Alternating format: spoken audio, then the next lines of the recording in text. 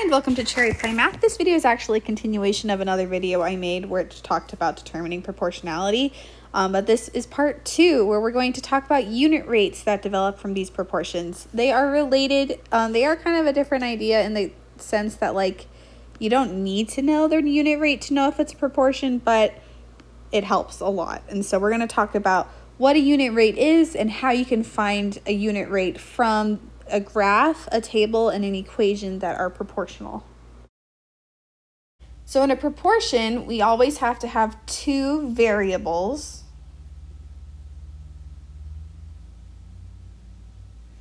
And we have to have what's called a unit rate. And this is also another word for factor or scale factor. So a unit rate is something I've talked about in other videos, which you can go back and watch if you need to. But a unit rate shows how much one variable will change if you increase the other variable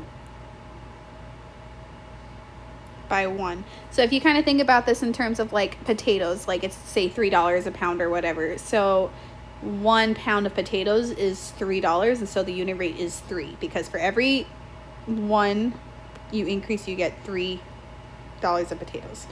And we always do whatever changes on top of whatever is like your basis, what is your independent variable. And so if we look back at the equations, we can kind of see that that unit rate was always the number in front of x, in front of that independent variable. So it's always multiplied by x in an equation. So it's kind of easy to find as long as you have x multiplied by a number to get y. Same thing in a table, it was whatever we multiplied by x to get to y. It's always whatever we're multiplying the independent variable by to get to y. So if we were to generalize it, the unit rate is whatever you multiply by the independent variable. And we're going to talk more about that in the next slide, about what an independent variable is versus a dependent variable. In a graph, we have two types of variables. We have the independent and dependent, and we usually assign this to a specific type of axis just to make sure everyone gets it right. So the independent variable we always put with the x values, whereas with the dependent variables we put that with the y values. And the reason for this is the x value represents, or the independent variable represents, what you change. So if I was to talk about the potatoes, it would be like I am in charge of how many pounds of potatoes I buy, and the y value would be the dollars. It's what it affects. So independent is what you change, what you're in charge of changing, and the dependent variable is what changes as a result. So let's do some practice. Let's look at this graph, and one of the first things I do with unit rates looking at a graph is I want to see how much it changes. So I look for some nice points that cross a nice spot. So I'll go ahead and draw circles there. And just a side note, we do read graphs from left to right. And this is super important. Please do not mess this up. It is always left to right. So if it looks like it's going up left to right, then it's going up left to right. In this case, it is. So I want to see how far up it goes.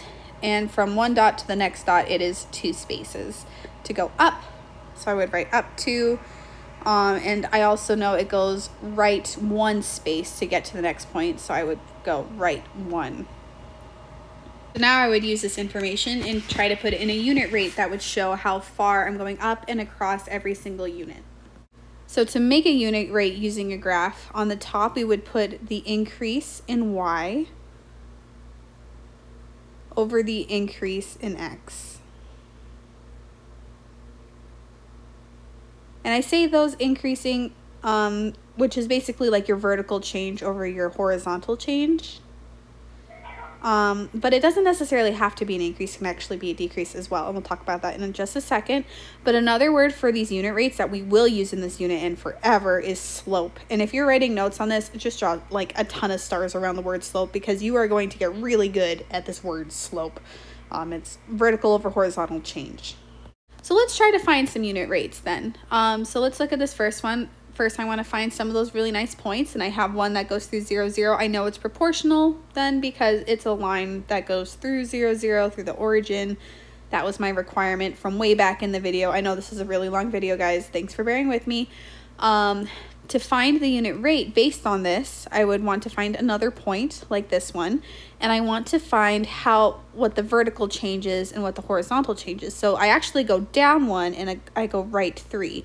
So my y went -1 and my x went +3, and I always do y over x. So in this case it would be -1/3 or just -1/3. That would be my unit rate. When you have one of the sides being negative, you can just put the negative in the front, and that's fine. And pause the video as you go, just to write stuff down too. The second table, we can see, yes, it is proportional. We're multiplying by 3 every time. The only one that we're not sure is 0 to 0, because 0 times anything is 0, but that makes sense because it goes through that point, through the origin, if I was to graph it. And since to find the unit rate, it's just x to y, and we're multiplying by 3, the unit rate is 3. The next one looks a little funny because we have an x on top of the 5, but I can actually rewrite this as y equals 1/5 times x. So yes, it is proportional because, as we talked about before, fractions are totally fine. There's no addition or subtraction, and so that means it's going to be proportional. I'm just multiplying something by x, we're good. The unit rate is whatever I'm multiplying by x. In this case, it's just 1/5. All right, and the last one, again, we need to check, am I multiplying the same thing from x to y every single time? The first one is multiplying by 4. The second one isn't even possible because 0 times anything is 0, so really you're just adding 2. And the last one, you're multiplying by 5. Obviously, this is not proportional. They don't all match, and so there is no unit rate because they are not the same factor. You're not multiplying by the same thing every single time. Okay, take a deep breath. That was a big video with a lot of information. So let's go over like the key points to remember. So the first thing, proportional relationships keep the same unit rate to get from x to y. So it doesn't even matter if it's a graph, an equation, or a table. To get from x to y, it always has to be the same unit rate, which means it's always going to be a line, or it might always be like or it might always be just the same scale factor, whatever. So you will always have the same unit rate. Another thing to remember is slope is just another word for unit rate, especially in graphs, and I'll be making a lot of videos focusing on just that specific word, slope. Third, some forms are easier than others to test for proportionality, like lines on a graph, super easy. If it's a line that goes through 0, you're good, or 0, 0, you're good. If it's a table, it'll take a little bit longer, and it's a little bit more annoying. Luckily, most of the other videos I'm going to be making in this unit focus on graphs, so you should be good on that front. And last but not least, to be proportional, the unit rate must always be the same, which is basically the same as the first thing that we talked about here in things to remember, but I want to reiterate it. The unit rate must always, always, always stay the same. It can't just be most of them. It has to be all of them.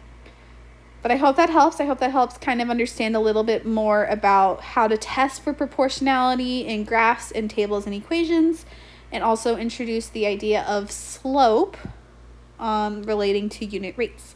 But yeah, let me know if you have any questions and drop them in the comments, and I hope this helped.